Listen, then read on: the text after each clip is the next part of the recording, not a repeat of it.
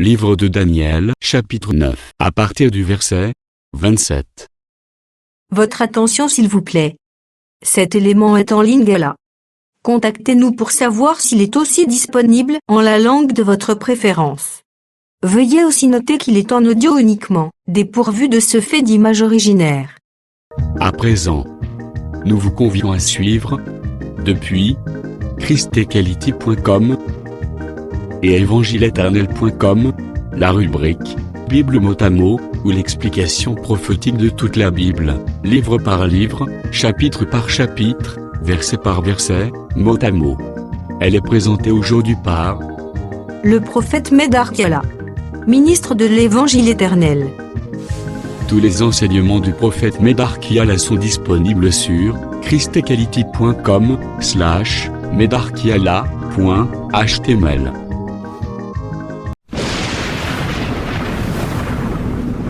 Bonne édification au nom de notre commun Seigneur et Dieu Jésus-Christ. Amen. Les sacrifices et l'offrande. Tozotanga texte yango Daniel 9 na verset 27e. Tozotanga na kombo na Yesu. Amen. Il fera une solide alliance avec plusieurs pour une semaine. Akosala boyokani na zike na bato na poso moko.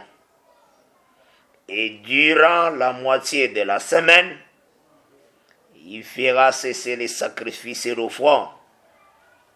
Et na tango poso ekokoma na katikati, akopekisa mbeka pebiboma. Les dévastateurs commettront les choses les plus abominables. Mobebisi akosala bambeba yakoleka jusqu'à ce que la ruine et ce qui a été résolu fondent sur des dévastateurs. Akosala mabe mingi tikino nzambe akoya kokwesa ye pe kopanza ye kosukisa ye. C'est la parole du Seigneur. Amen. Donc, tozana temo tozo continuer na yango. Et durant la moitié de la semaine, il fera cesser le sacrifice et l'offrande. Alors, tozo tambola par la grâce de Dieu. Tozo qui déjà lolenge liloba na nzambe zalaka. Totalisaki que Zamba bomba makambo nyonso na kati ya bomo ya ba prophète oyo bayaki avant Jésus-Christ. Donc na ba livre na bango oyo ebengamaka la loi, les psaumes et les prophètes. Zambe alobaki makambo ebele na kati. Napesaka bino Hébreux 10 verset 1er, Elobi, la loi possède l'ombre de biens à venir. Donc, na katia mobeko, ezali na elilingi ya makambo yo esengeli eya liboso. Donc, totalisaki boye, il faut yebake par rapport à la loi ya Moïse, tangu kresa zoya, ezali comme l'avenir oye bombamaki na ombre eye. Donc grâce, l'alliance à grâce, et bombamaki na kati ya mibeko. Donc soko tangi buku ya Moïse, otangi basakoli, otangi banzembo, okomona ngolu eza kuna ya kobombama. Me poso sola yango, il faut nzambe ya sala yo ngolu. Yango nzamba tiaka basali, non po bakoma neti ba chef ya batu bazo sakana na bandimi. Te, ba mwana neti ke baza ba chef, ba roi. Te, yebake na Exode 29 na verset 22e tango bazotia sacrifice ya consécration na l'air à Aaron et ses fils parmi babiteni ya nyama oyo batiaki na moto oyo ezalaki kotalisa sacrifice ya consécration batiaki mpe la queue oyo ebengami suka ya nani ya mokondo bie bokila ya nyama. Alors ezali koloba ete Aaron na bana na yo boyebake bokomi comme les dernières de peuple. Donc binonde esengeli bozala comme les serviteurs de tous. Yango moni un ministre de Dieu. Il faut azala fidèle na enseignement. À côté ya bulungana te. Eloko soka yebite. À côté ya te. Akoloba eloko yo nzamba pesi. Po aza témoin. Oyo bazobenga témoin. Nzengeneke. Cela veut dire akoloba eloko amoni. Ou bien eloko ayoki. Maintenant, omoni eloko te, otelemi, obandi koloba. Il faut tomonake zamba pesi yo parole. Nde osakula yango. Yango omoni Bible lebi na Jacques 3 verset 1er. Et le Dieu jugera sévèrement les prédicateurs. Donc côté il y a un sujet de gloire. Mais il y a une nécessité que le Seigneur a imposé. Il y a un musala ya parole. Kolo apambola mingi. Alors totalisaki na kata kotambola na biso. Yambo comprendre portion oyo tozolobela eteni ya likomi oyo tozolobela na kati ya verset 27e ya Daniel 9 po tozwi eteni oyo elobi et durant la moitié de la semaine il fera cesser les sacrifices et l'offrande. Mene sengeli moto nyonso asosola sacrifice nde nini offrande nde nini. Alors il faut yeba ke Nzambe apesaki makambo na kati ya bana Israël. Tangu bazalaki na désert, apesaki bango sacerdoce lévitique na Sinaï. Et tozwaki likomi tokotanga yango aussi lelo.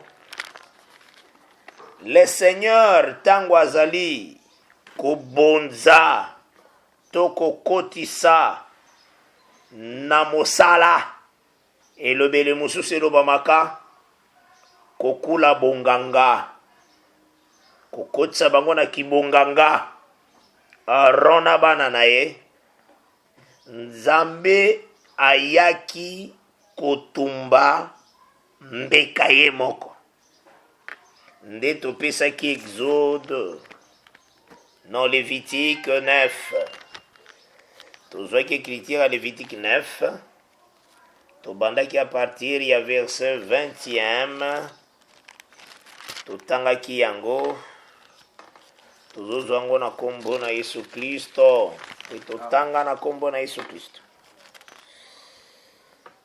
tozotanga yango tobandi même na verset 22. Aaron leva ses mains vers le peuple et il bénit le peuple. Il est béni. Balobi alona atombolaki maboko etalaki nangambo ya libota. Puis il descendit après avoir offert les sacrifices d'expiation et akitaki na nsima na ye kotumba mbeka ya bolimbisi masumu, et l'holocauste na mbeka oyo batumbaka yango nyonso mobimba, et les sacrifices d'action de grâce na mbeka oyo ezalaka mpona kozongisa matondi. Maintenant nakomi na verset 23e ya Lévitique 9. Moïse et Aaron entrèrent dans la tente d'assignation. Balobi Mose na Alona bakotaki na ndako ya bokutani, tabernacle donc. Lorsqu'ils en sortirent, tango babimaki, ils bénirent le peuple, bapambolaki libota, et la gloire de l'Éternel apparut à tout le peuple. Balobi kembo na Nzambe emonanaki na miso ya libota nyonso. Tala verset 24 ya Lévitique 9. Nazotanga yango sikoyo. Le feu sortit de devant l'Éternel et consuma sur l'autel l'holocauste et les graisses. Tous les peuples les vit, et ils poussèrent des cris de joie, et se jetèrent sur leur face. Balobi moto ebimaki uta na Nzambe, pe ezikisaki mbeka pe mafuta ya nyama oyo ezalaki na etumbelo. Moto eutaki wapi? Eutaki epai ya Nzambe ye moko, eye etumbi mbeka yango moko. Tous les peuples le vit. Balobi bato nyonso libota emonaki moto wana eutaki epai Nzambe, et ils poussèrent des cris de joie et se jetèrent sur leur face. Bien-aimé, sokomoni merveille de Dieu, tu dois adorer. Sokomoni merveille de Dieu et que le Seigneur a visité yo. Il faut mon nyonso pamba comme de la boue. Il faut kita mutuna se. Oloba, à toi l'honneur, Jésus-Christ. À toi la gloire. Où élever le Seigneur. Parce qu'ils ont mérité l'honneur. Makambo ya salaka.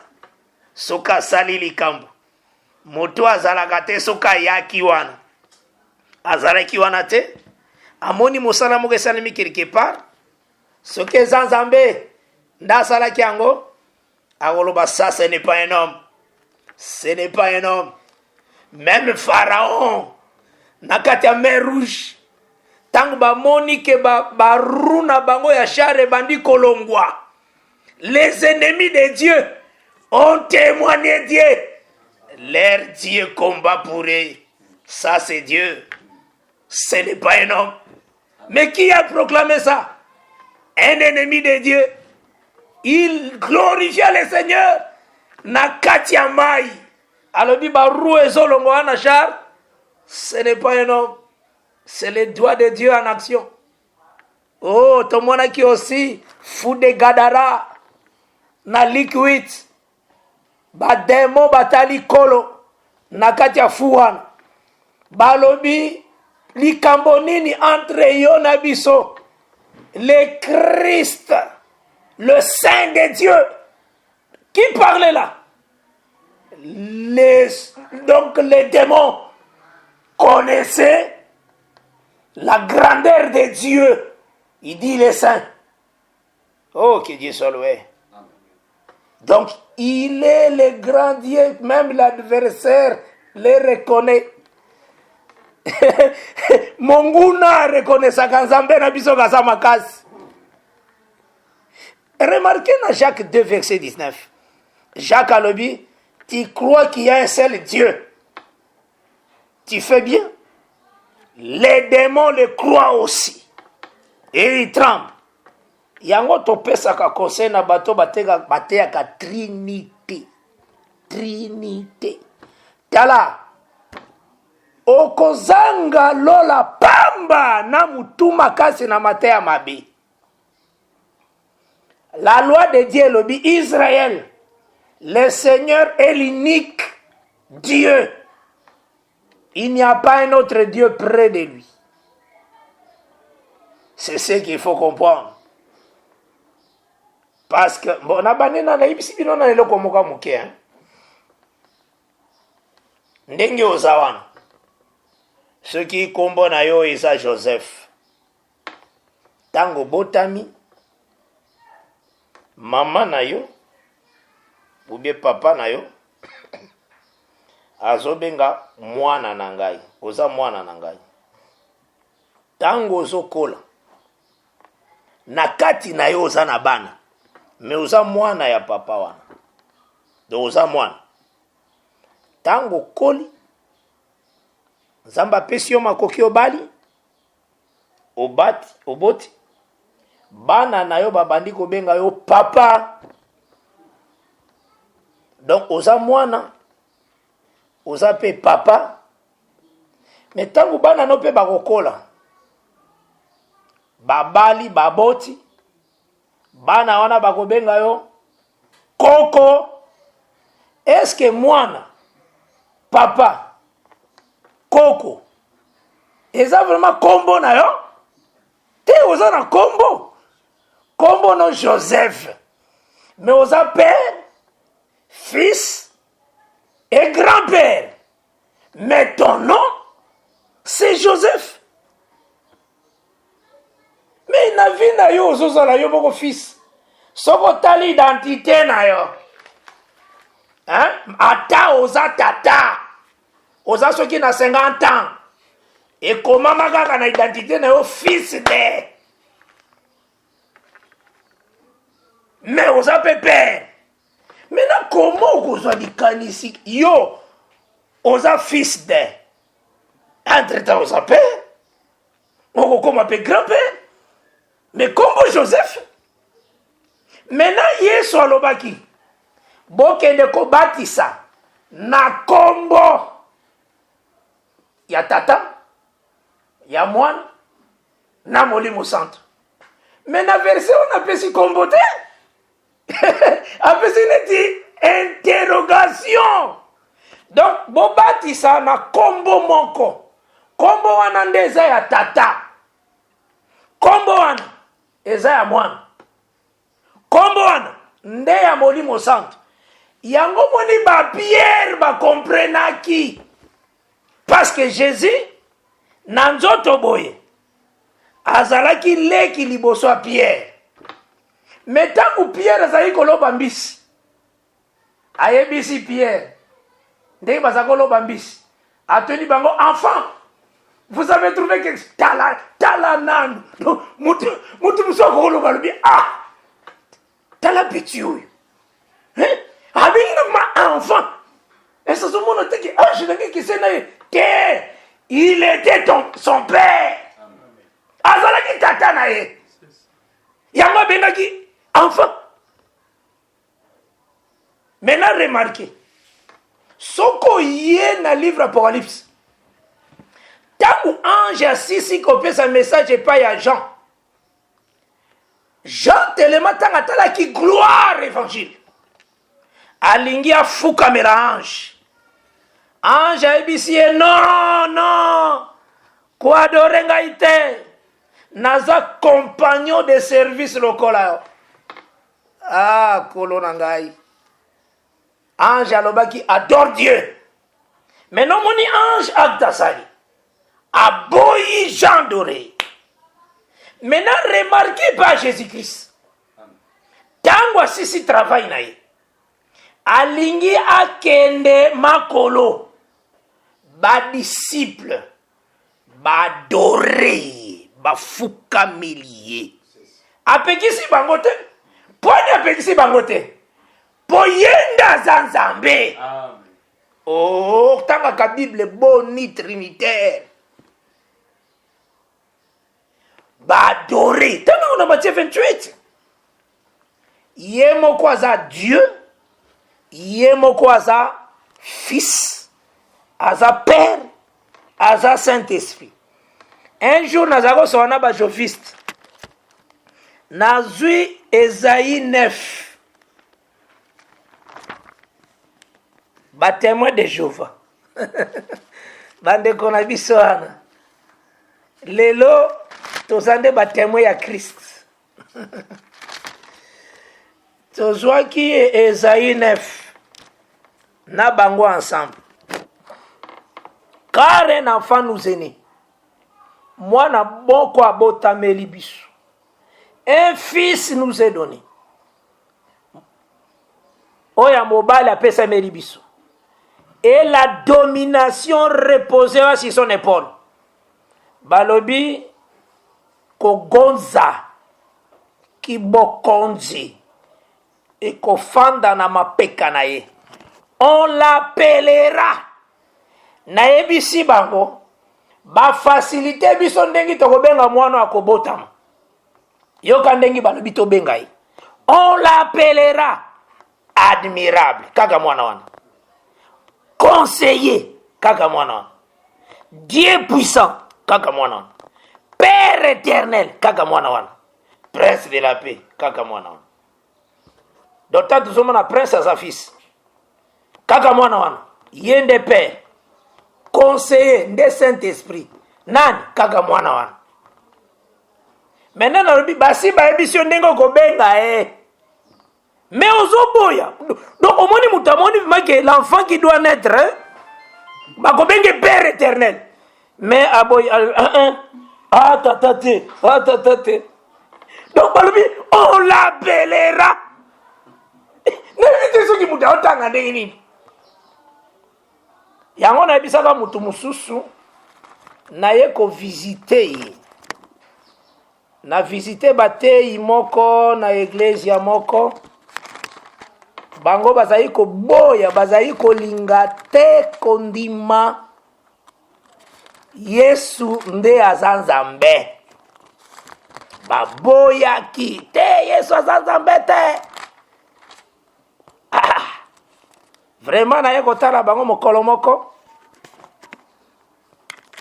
Na kutani na bango nyonso bate ya église wana bafanda ki ensemble.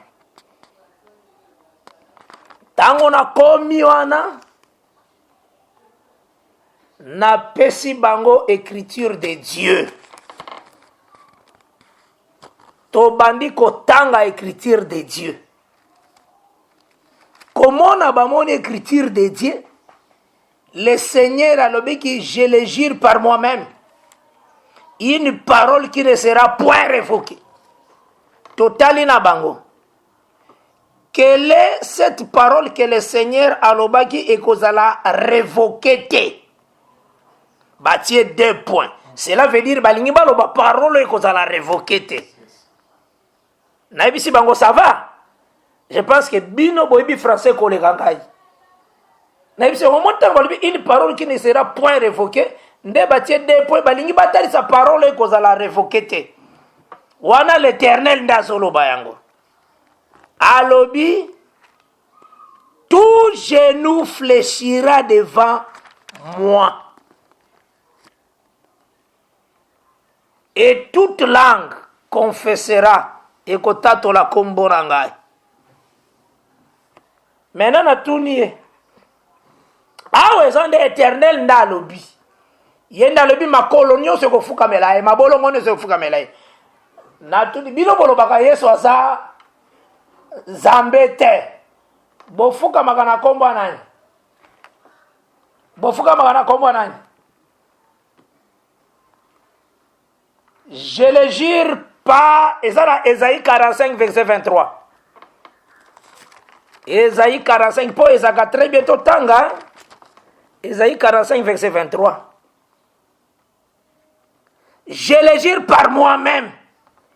La vérité sort de ma bouche et ma parole ne sera point révoquée. Bâtir 2 points. Na bongamina no mamuke pona ta la parole yo nzamba lobi ko za la révoquée te. Ba lobi ko za la ka révoquée te parole ni. Tout genou fléchira devant moi. Yemo ko éternel, obi éternel ta azoloba. Donc aibi fiti. Donc azomona ce qui mokile comme en 2050, tina 2050 azomon, tina l'éternité, azomon annonce. Donc à sillonner na tanyonson, à mon ango, malobi na le rezaï, parolo e kolongwa kate. Oh ndeko na ngai. Batie 2 points. Parole ni nekolonga te. Tout genou fléchira devant moi. Et toute langue girera par moi. Maintenant na tuni bango ne tofandaki. Bino bofuka magana kombo nani? Na yebi ki bofuka magana kombo Yesu. Alors boba ndako tubela na bino nyusu. Parce que éternel alobaki faut bofuka magana kombo na éternel. Mais yo bate yo bofuka magana kombo Yesu. Yo kozoloba Yesu aza éternel te. Éternel alobaki akotikalaka kolongola parole o te nini kofuka mele kozala na kombo na ye éternel. Comment bino bozofuka na kombo Yesu? Na yebisi bango lobo banda otubela. Boba ndo tubela po éternel akese na Jésus. Ou bien toyokana. Bo pesanga verset oyo nyonso nga yanza nango kote nanga bolongola ngona ba Bible na bino. Ti bango moko bafandi ti balobi en tout cas to se repentir. Éternel ezaka ye Yesu. Donc bandima kaka na verset oyo kaka oyo. Ésaïe 45 verset 23. Parce que c'est une parole qui ne sera point révoquée. Yango komona na Philippiens 2. Ezaka na makambo omona mutalingo sambela. Tanto yebaki na makambo nzambe te, ofandi bolingo sambela. Ah. Nasenga éternel to nasenga Yesu. Ou bien nasenga Saint-Esprit. Ah.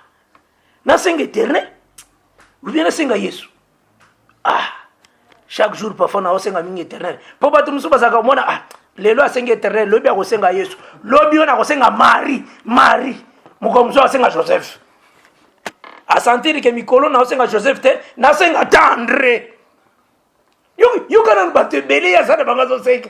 Or il y a qu'un seul médiateur. Amen. Et si ko lo sambo na biso yo kana. Oh Yesu nangai. Ozaka na Trinité. Yeba kenano bongoli moté matin. Oza pasteur à Trinité, révérend. Oza soki nani reconnu na monde mobimba. Écriture elekio likomiwana. Elekio faut kita vraiment devant ma komami nzambe. Atoza très sérieux, bazo bengo révérend. Nano bongoli moté matin. Et le fond dit le vrai Dieu. Oye le vrai Dieu. C'est très important. Na Philippiens ba ebisi yo. Batali si biso boy. Philippiens chapitre 2e. Le verset 10. Na bandi d'abord. Na verset 9, na 10, na 11. C'est pourquoi aussi Dieu l'a souverainement élevé et lui a donné le nom qui est au-dessus de tout nom, afin qu'au nom de Jésus, tout genou fléchisse dans les cieux. Donc, ceux qui sont na tata moka keseni na Jésus na likolo kuna, afuka melaka Jésus. Dans les cieux, sur la terre et sous la terre. Et que toute langue confesse que Jésus-Christ est Seigneur à la gloire de Dieu le Père. Tala likomio yango neza na Esaïe 43 verset 25. Mobimba nango yango. Maintenant mutazalaka troupe so tuningo li. Est-ce que frère Kiala, est-ce que Jésus est fils de Dieu te? Oh, aza fils de Dieu. Mais bakisa aza Dieu ye moko. Ye wana pe père. Yo kandengi Bible zolo ban Ephésiens 4 verset 4. Ephésiens 4 verset 4e. Parce qu'il faut y bien. Ozo sambela nzambe nini. Pourquoi nous allons la troupe? Lelo sengi Marie. Lobio sengi André. Lobio no sengi Pierre. Lobio no sengi Joseph. Lobio no sambeli pona père. Ozoma na mobulu, bulungana. Soma. Dans le but, nyonso tokosala en acte et en parole. tosala yango au nom de Jésus-Christ. Ezala kosambela au nom de Jésus-Christ. Ezala kofukama fukama au nom de Jésus-Christ. Ezala enseigner au nom de Jésus-Christ. Yoka écriture ndenge lobi. Ephésiens 4 à partir du verset 4 tina 6. Yoka makambo nzambe ndenge tiami. Il y a un seul corps et un seul esprit. Maintenant, il faut dire que Dieu, Jésus-Christ, aujourd'hui, il est à la droite du Père. Il est mokatea qui le Père est esprit déjà. Et Bible le dit aussi, si vous avez connu Christ selon la chair, il est esprit. Maintenant, il y a un seul corps et un seul esprit. On a verset 4 et Ephésiens 4. Comme aussi vous avez été appelés à une seule espérance par votre vocation. Il y a un seul Seigneur. Oui, ça, c'est Seigneur. Hein? Seigneur est propriétaire à terre. Propriétaire à Macambonios. Ce qu'on dit Seigneur Jésus. Et si le commissaire Père, le Seigneur, c'est le propriétaire de tout.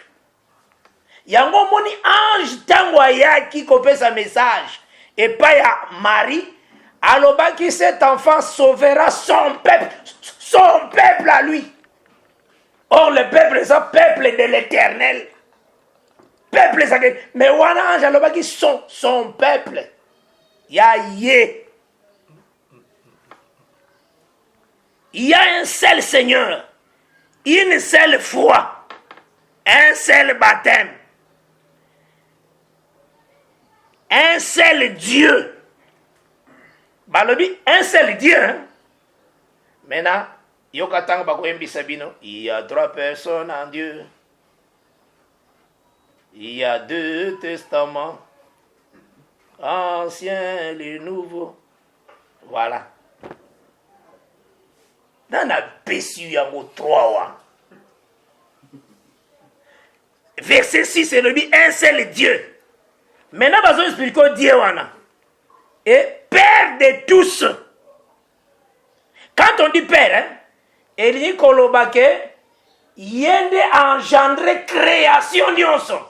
Parce que Père a manifesté chose qui n'a qu'à dire. Or, la parole est le dans Jean chapitre 1er. C'est la parole qui a créé tout. C'est la parole de Dieu. Il y a un seul Dieu. Père de tous. Donc cela veut dire, hein, le seul Dieu, créateur de tous, c'est sa Père. Donc le Père engendre.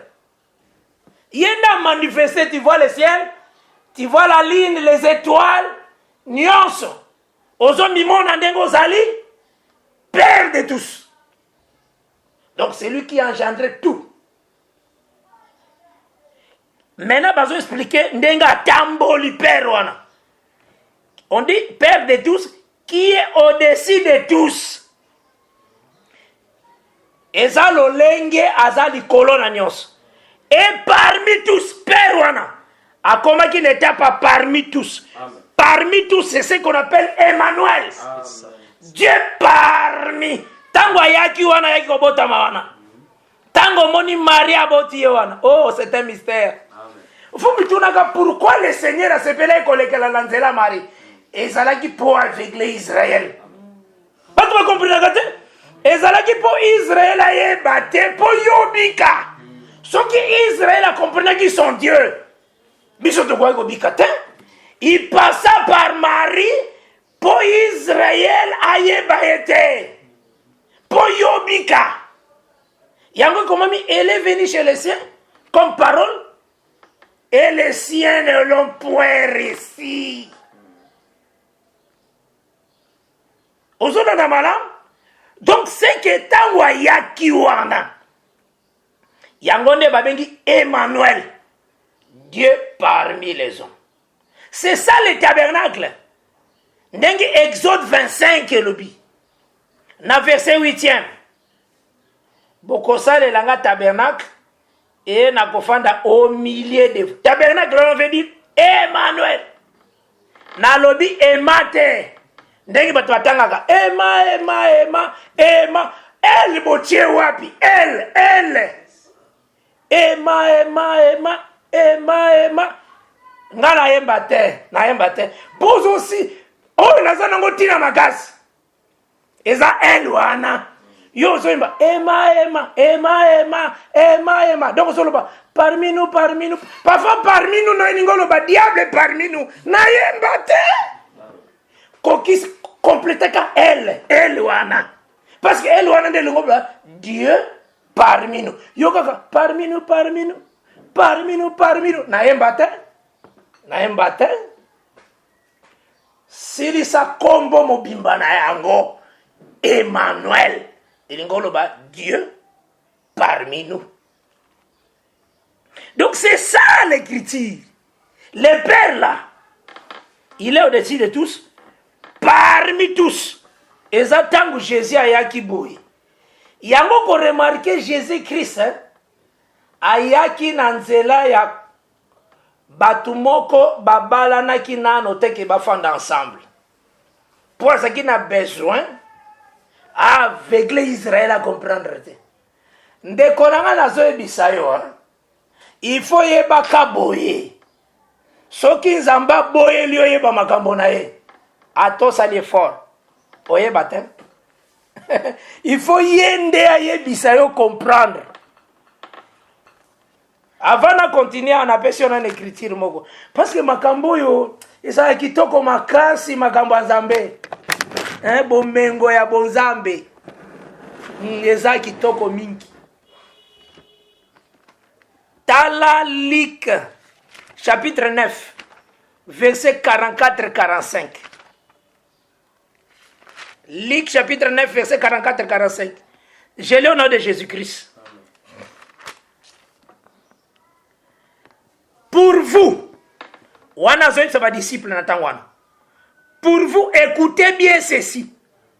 Aebisi bango boyo kananu likamboy. Yoka likamuni azoebisa bango. Le Fils de l'homme doit être livré entre les mains des hommes. Wana verset 44. Il y a Luc 9. Alobi mwana na moto akokabama na maboko ya bato. Mais les disciples ne comprenaient pas cette parole. Maïbisi bango, écoutez bien ceci. Makambo nzambe. Balobi, mais les disciples ne comprenaient pas cette parole. Elle était voilée. Communiqué très important. Moutounion soit baptême au nom du Père, du Fils et du Saint-Esprit. Nanaza baptisé te. Donc, soki ozawana ata pape, ata sokozali chef spirituel, ce qui est église ni. Ozoa baptême au nom du Père, du Fils et du Saint-Esprit. Nano komi baptisé te. Il y a un seul baptême au nom de Jésus-Christ et tu recevras le Saint-Esprit. Nous avons encore la lecture parce que nous avons pu ça communiquer. Mais les disciples ne comprenaient pas cette parole. Elle était voilée pour eux. Voilà. Donc, mais alors, pour vous, écoutez bien ceci.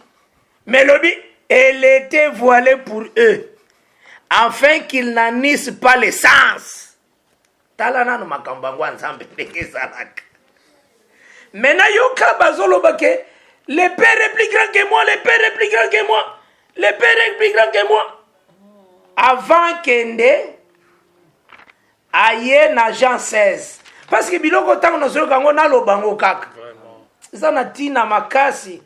Poko mona batu bakangami na lien, azo chasser ba lien. Or lien liboso, le fait qu'azo di ma Jésus te die. Azali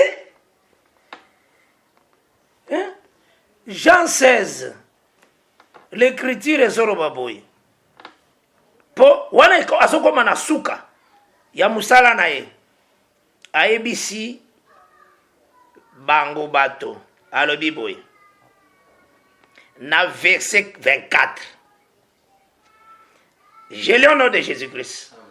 Jusqu'à présent, vous n'avez pas demandé. Vous n'avez rien demandé à mon nom. Voilà Jésus qui parle. Demandez et vous recevrez. Alobi kino tsikoyo. Nanu bosengi te? Na kombo na ngai. Bosenga bokozwa. Afin que votre joie soit parfaite. Natinete esengo na bino ekokabe. Je vous ai dit ces choses en parabole. Bolanda malamu, hein? Si tu yo za professeur à grammaire, landa malamu. Landa bien. Verset 25. Je vous ai dit ces choses en parabole. Voilà. L'heure vient où je ne vous parlerai plus en parabole, mais où je vous parlerai ouvertement du Père. Donc le Père, c'est je vous ai dit ces choses. Je vous ai dit ces choses. Donc ces choses en parabole. Mais l'heure vient où je vous parlerai ouvertement du Père. Le Père de ces choses. Ces choses. Yo professeur à grammaire. Donc, au moni makamono son zamba zakolo ba la parabole. Jésus-Christ. Le Père réplique avec moi. Je vais au Père. Je vais demander au Père. Alobi aye koloba wezaki ba parabole. Maintenant zo bengango ces choses. Babiloko nyonso o alobaki awa. Nde yango Père. Donc lingo tanga Père, regarde la vie de Jésus. Ministère na ye nyonso. Makambo nyonso asalaki wana. Nde lingo loba Père. Nde yango na bengango ces choses. Yango moni tango asili ici. Ministère na ye tanga azokende kosambela ayebisi na Jean 17. Je leur ai fait connaître ton nom. Mais quand on côté le na balabala, même na rond-point, benga Père, tala so combien de bateaux batal. Ba bene nga. Mais lui il a Atalisi Batou, le nom du Père. Mais le nom du Père, c'est toujours la parole de Dieu. Pour Père veut dire celui qui engendre. Et tout a été créé par la parole. Ayakinde kopé sa parole. C'est ça, Père. Obandi kombo atata ya mwana na molimo santo. Eza lo sambo te. Lo sambo fo sambela na kombo na Yesu Kristo. Eza lo sambo te. Lo sambo eza na kombo na Yesu Kristo. Que vraiment le Seigneur a pas bola bino wana ezalaki moi salutation sur la divinité. Oye ba un peu bon zambe ndengi yango etandami. Toyebi bien le sujet otozo tambola na yango par la grâce de Dieu. Sur et durant la moitié de la semaine, il fera cesser les sacrifices et l'offrande. Question moko yelinga lisusu batu bapozaka. Azotuna. Abi mokola libati ici. Yesu azalaki na se. Molimo yaki na lolenge ya kolombe ezokita. Mongongo moko ezako yoka na likolo. Nyonso wana eza nini oyo ezoboma bino eza bafilme. Otali na filme batalisi yo likolo efongwami wa me soki efongwamaki ndenge wana mbele Israeli kaka ndima alinga kondima. Donc Israeli vraiment amoni mpasi aza kutuna Yesu miracle nini osali. Maintenant mokolo wana bango bamonaki ke likolo vraiment efongwamaki wa bongo omo ezoloba likolo. celui-ci est mon fils. Bongo Israël wanga. Likambo wana ezalaka vision. Ezaka kana moto moko amona yango. Ezalaki Jean-Baptiste. Pona nini? Jean-Baptiste azalaki prophète. Donc la prophétie est à l'Issachar, science il y a mystère. Donc la prophétie c'est sa connaissance nzebi ya makambo eza kobomba. Soki likambo ebomba minde prophétie fait monango. Donc eloko bato bazomona te. Prophète fait monango. C'est ça la prophétie. Et ce qu'on a la définition aujourd'hui 1 Corinthiens 13 na verset 2. Ngaya na otanga Jean chapitre 1er na. Parce que na yoki neti mutu moko azotuna. Bongo mukola baptême bazaki 3. Wana eza film balakisaka yo. Lolenge moko balakisaka yo film ya Saint Véronique. O Sainte Véronique. Tangu Yesu azobema kwa. Tangu Yesu alobaki bolela pona masumu na bino. Bolela pete loka nazali kokende kokufa. Ya pangusaka Yesu elongi. O lukuta. Wana lokuta catholique. Lokuta bosoto vraiment litéa wana. Versets à terre. Bindo makasi. O elongi ya Yesu tikalaki na elamba moko bapangusaki Yesu na elongi. Oh! Pona nini moto monene lokola papa bo akosa. Ya mabe mingi mbindo.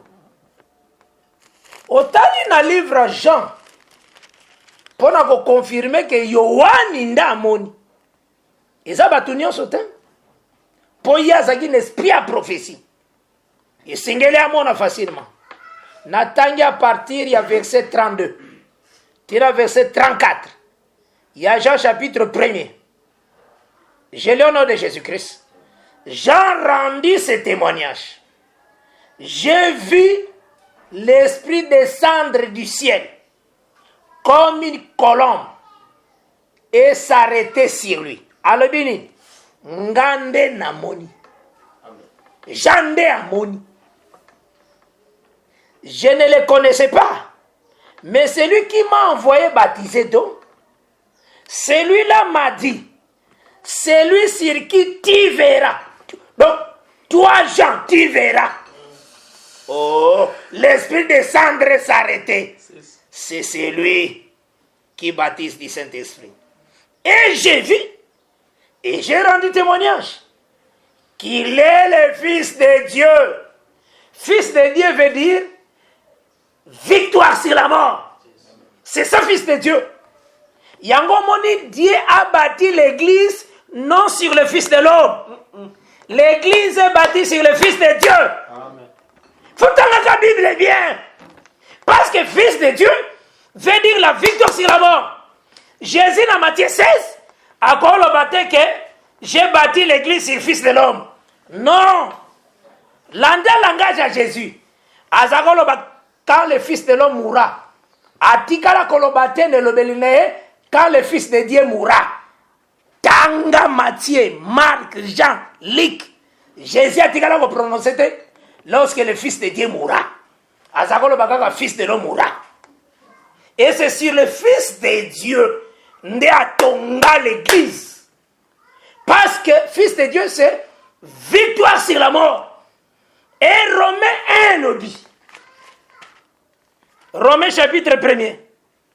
Dans verset 1er, dans verset 4. Je lis au nom de Jésus-Christ.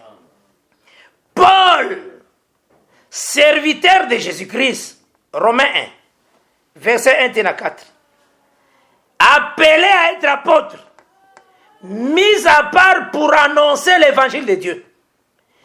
Balobi Paul Moumbu Yesu Christ, abenga mi azala Thomas, atiami pembeni pona kosakola sango na Nzambe, qui avait été promis auparavant de la part de Dieu par ses prophètes dans les Saintes Écritures. Sangoyo malam, basakoli akal, balakaka yango, avant yango ya. et qui concerne son fils, né de la postérité de David, selon la chair. Voilà, confirmation, c'est bien aimé. Ah, grâce à bien aimé, yo, ezali kitoko mingi, ya Paul. Paul atikali komi le bate kaza ange, ya Éphèse, Paul. Ah, frère, bien. À respecter vraiment borne. Alors, qui est Paul? Qui est Apollos? Alors, bato nanzela na yango nde bino bozu évangile. Voilà, l'olinga zaï ko diminuer. Ce qui va poser, yo, Jésus a botami combien de fois? Effectivement, a botami selon Galates 4.4, né d'une femme. Mais, dans Acte 13, verset 33, avant de continuer Romains 1, parce que nous avons senti que nous avons Acte 13, verset 33. Acte 13, verset 33.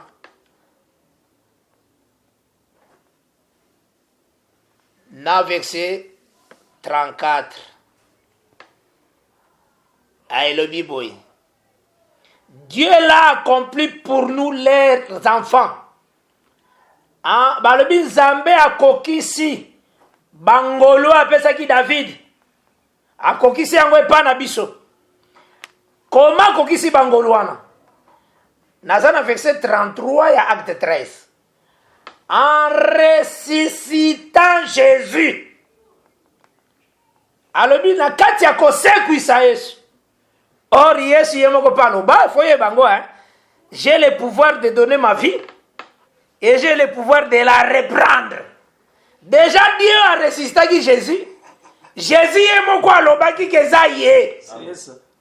Tanga la Bible bien. Yemoko alobi nazana pouvoir ya kopesa bomo inangai. Ngamoko nazana pouvoir ya kozongi sango. Maintenant quand on dit Dieu l'a ressuscité des morts, na ebisi na bakiseli na lobeli écriture Dieu wana nde yemoko mosekwisi. Yango nde Bible. En ressuscitant Jésus selon ce qui est écrit dans le psaume 2e. Donc soko tuni bata. Tangu Yesu azosekwa. Likomi nini ezokokisama. Tangu Yesu azosekwa. Mema bato malembe bokei kotambola ti na psaume 2. Bofandi wana na psaume 2. Bolobi omoni tangu Yesu azosekwa. Nde likoni eza na psaume 2. Yango nde ezokokisama na lisekwa Yesu. Likomi nini? Nazongi encore na verset 33e na tanga yango ya acte 13. Balobi, Dieu l'a accompli pour nous leurs enfants en ressuscitant Jésus selon ce qui est écrit dans le psaume 2e. Tu es mon fils, je t'ai engendré aujourd'hui. Je t'ai engendré aujourd'hui. Donc, tant que Yesu abotami, tant que mena abotama qui par Marie, et ça botama selon la chair. Maintenant, tant que Azo c'est quoi? Et ça aussi, mbotama na ye. Yangonde likomami.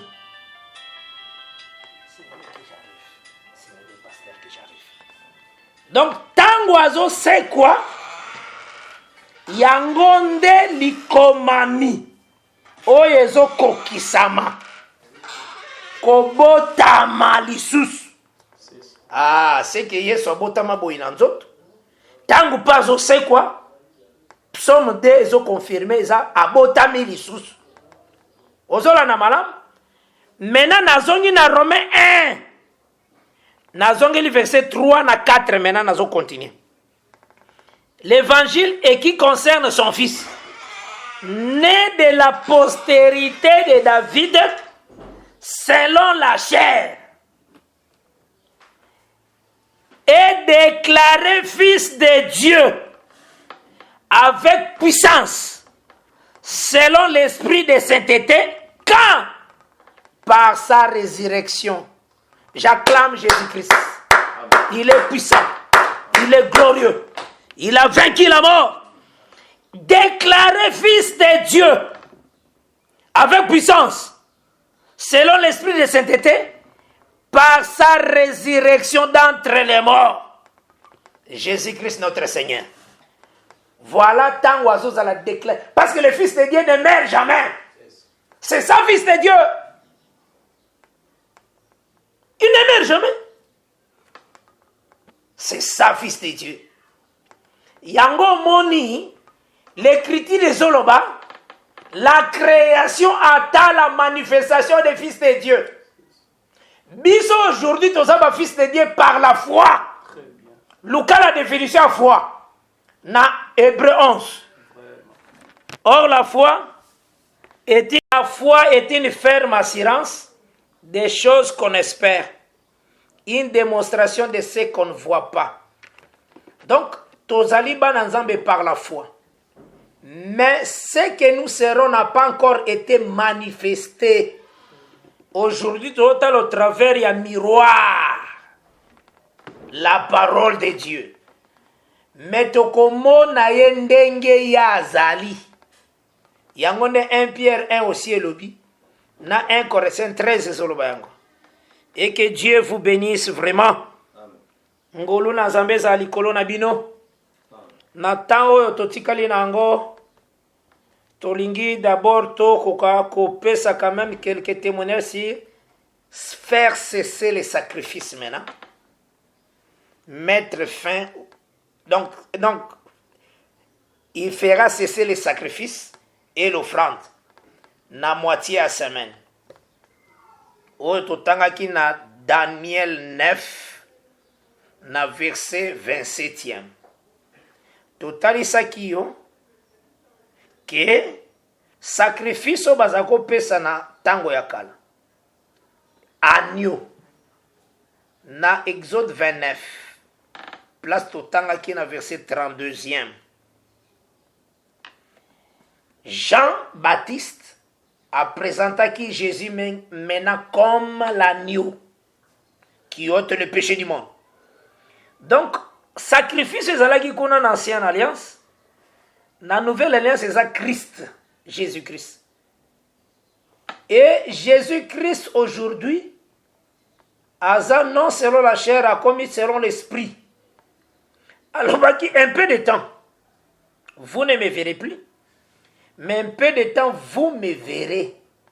Car je serai en vous. Yango na pese kibino Hébreu 13 aussi. Que aujourd'hui, lelo biboma tozo sala, ba sacrifice tozo sala, bambeka tozali kopesa, eza susu ya nzoto te, pona bolimbisi masumu. Mais oyo tozo pesa, tozo tanga yango na Hébreu 13. À partir à verset 16. Zotanga yango na kombo na Yesu Kristo.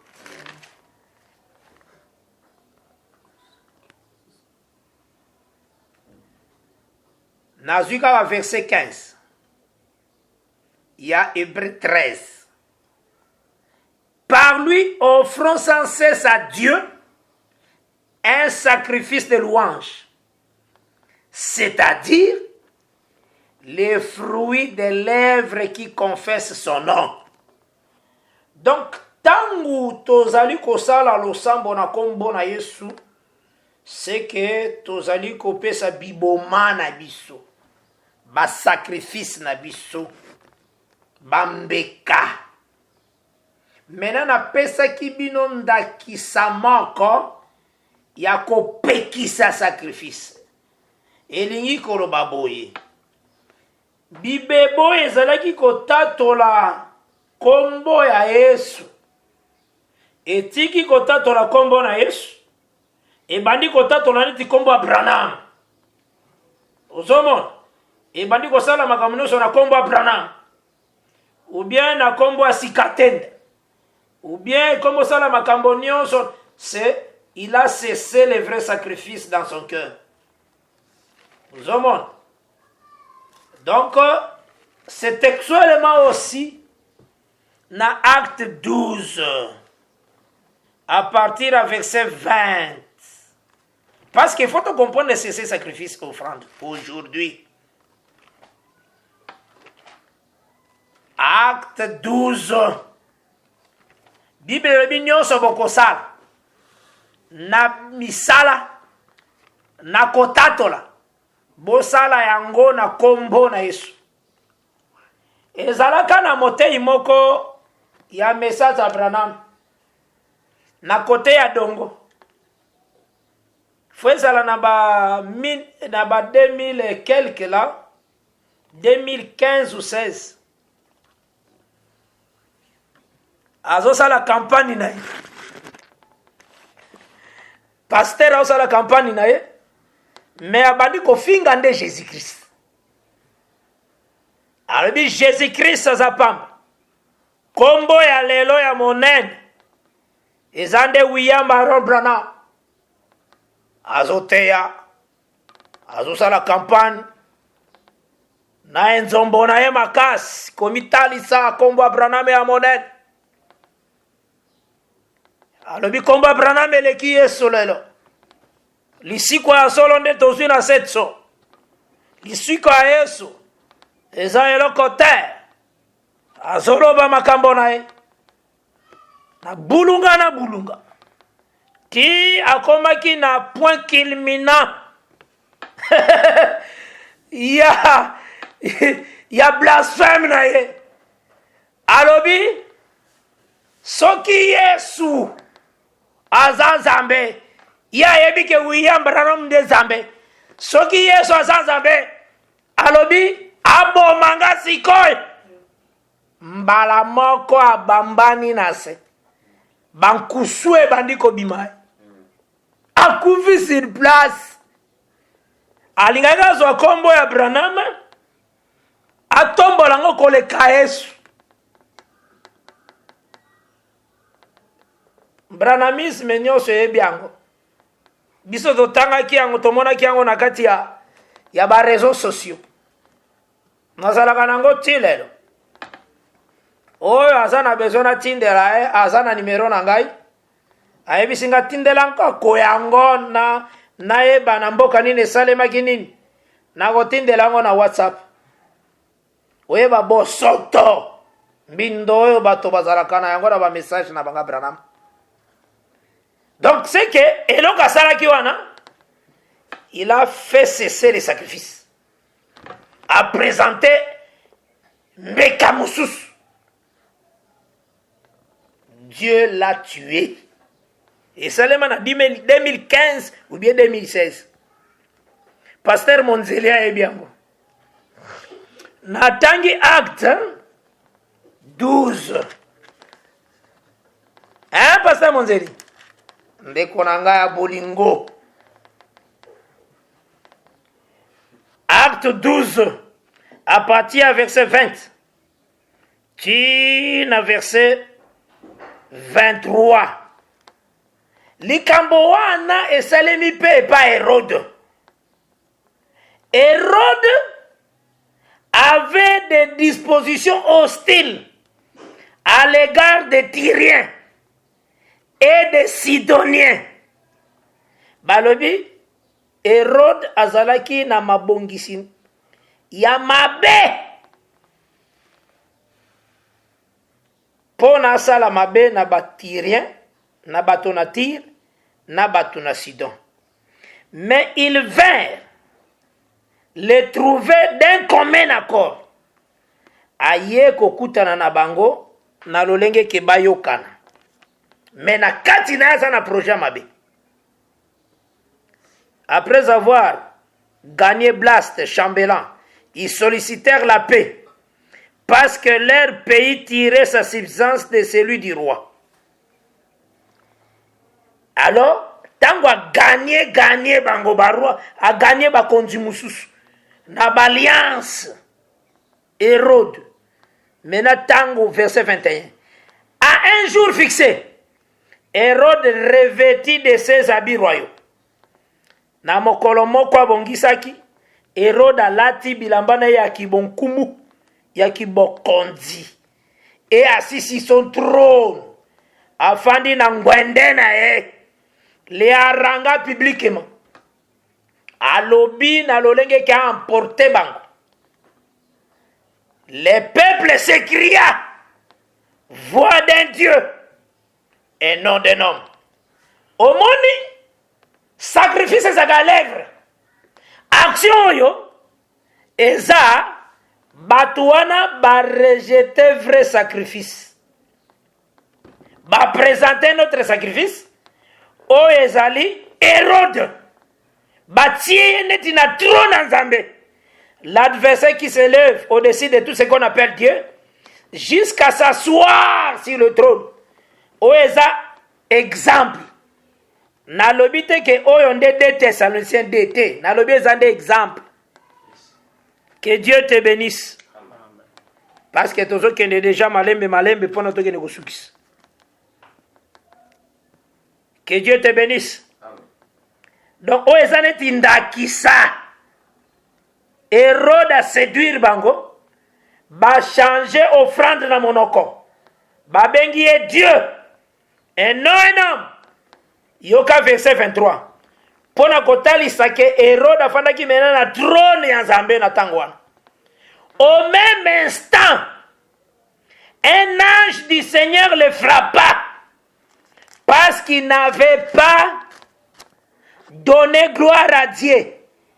Et il expira rongé de verre. Et c'est le makapé na branamiste kuna na kota dongo.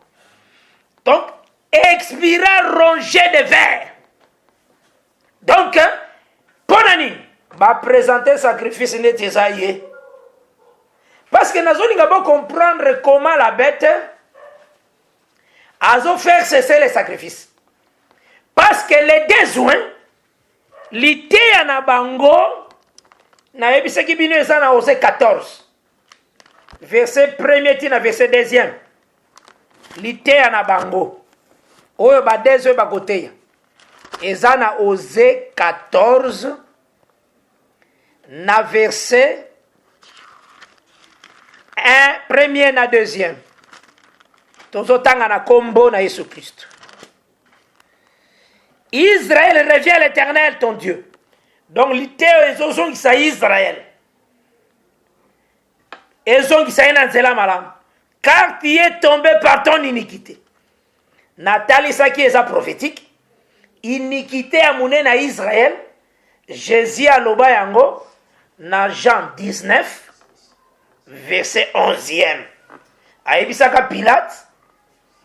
Oya kabio na maboko, oya kabingai Jésus na maboko na yo, à commettre un plus grand péché. Or le plus grand péché c'est l'iniquité. Alors Israël aujourd'hui a ça na iniquité. Mais des deux côtés et pas longwa na iniquité à croire na Messie. Ndélité à des deux na Osée 14 verset 1 à 2. Yo kandengi bakoteya. Apportez avec vous des paroles et revenez à l'Éternel. Dites-lui, pardonne toutes les iniquités et reçois-nous favorablement. Nous t'offrirons au lieu des taureaux l'hommage de nos lèvres. Au moins, il était à des soins.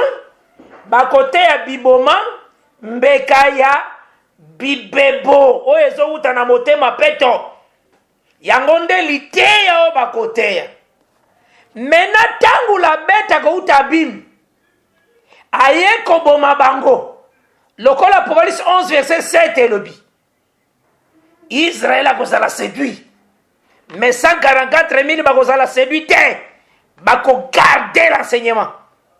Alors Israël presque ekokwe isamana fausse adoration. Ekoloba qui peut combattre contre la bête. L'olenge c'est le qui pas Hérode. Que Dieu vous bénisse. nazomona déjà tozokende na suka côté ya bémission na biso totika na quelques minutes. Mais esengeli koyeba ke na Daniel 9 verset 27 yo oza na message ya Branham côté ya tendengi Branham ateyaki mabe que il dira la moitié de la semaine il fera cesser les sacrifices reprendre. Yazwaki il wana fera cesser les sacrifices reprendre il wana zwaki yango Jésus-Christ. Jésus-Christ na croix à faire cesser ba sacrifice à Moïse. Liteya mabe. Tika yango un peu de levain fait lever toute la pâte. Ateyaki bosoto mbindo salite liteya wana. Tikango. Il wana eza toujours la bête, le dévastateur. Dans la koboma désoin. Verset où eza na police 13 elobi. Qui peut combattre contre la bête? Donc c'est que c'est un mouvement où il peut se le mettre dans acte 12. Verset 22 à 23. Batombo la Hérode. Net azu trône net azambe. Pona nini ba pesa ki sacrifice. Parce que ba sacrifice na temps oyo eza bibebo etozoloba. Que le Seigneur Jésus apambola bino vraiment. Et que la grâce du Seigneur ezala likolo na bino nyonso. Zambe abomba bino makasi. Na o tango na lingi na sambela. Komitungisa te. Na likambo nyonso zana yango. Eloko ya liboso ndima Yesu akokangola yo. Ezalo zomono zomipesa mingi na bondumba na ekoba. Kobanga te ndima Yesu akokangola yo. Amen. Ok. Seigneur, merci parce que vous avez dit molongi monen. Na recommandé moko na maboko na yo, Seigneur. Abikelande minene. Amona bofungwami. Na kombo na Yesu Christ. Nazali kopesa ba numéro téléphonique 081 168 11 59 081 168 11 59. Peso lukibi sur internet na site web obeti-évangile-éternel.com. Merci d'avoir suivi ce message et que Jésus-Christ vous bénisse. Si vous avez une question à l'intention de l'homme de Dieu, si vous voulez que l'homme de Dieu prie pour vous, si vous voulez vous confier à l'homme de Dieu, ou si vous voulez tout simplement bénir l'homme de Dieu, contactez-le directement si ses coordonnées sont disponibles depuis sa page. Sinon, contactez-nous et nous lui transmettrons vos préoccupations. N'oubliez pas de faire un tour à notre page évangélisation pour voir en quoi vous pouvez vous rendre utile à Christ par cette œuvre. Que Dieu vous bénisse tous. Amen. ChristQuality.com. Les cieux en un clic de la souris. Évangile-éternel.com. Le site de l'Évangile éternel. Christ et Quality Fondation, équilibrer la manne ramassée dans le désert de sorte que chacun ait un le maire.